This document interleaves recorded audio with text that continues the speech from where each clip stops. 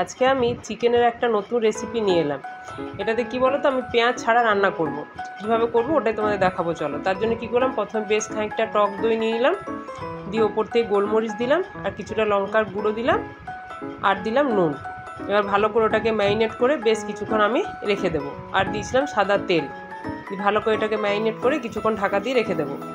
কিছুক্ষণ রাখার পর কড়াইয়ের মধ্যে সাদা তেল দিলাম, গোটা গরম মশলা দিলাম, আর একটা শুকনো লঙ্কা ফোড়ঙে দিয়েছিলাম। দিয়ে যেটা ম্যারিনেট করে রেখেছিলাম ওই চিকেনটা এর মধ্যে দিয়ে দিলাম।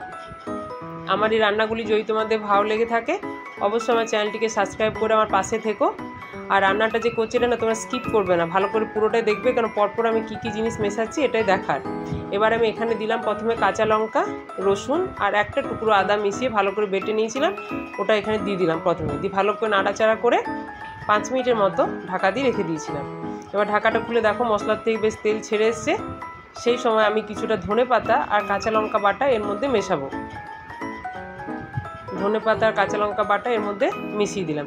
তোমরা অবশ্যই কমেন্টস করে জানিও যে আমার রান্নাগুলো কেমন হচ্ছে। এবার ভালো করে এটাকে মিশিয়ে নেব।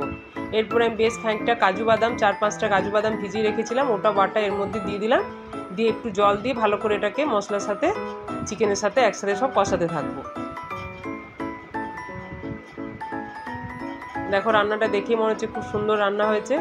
এইভাবে একদিন বাড়িতে অবশ্যই বানিও। এটা আর একটু 5 মিনিট আমি সিমে করে বন্ধ করে রেখে দেবো।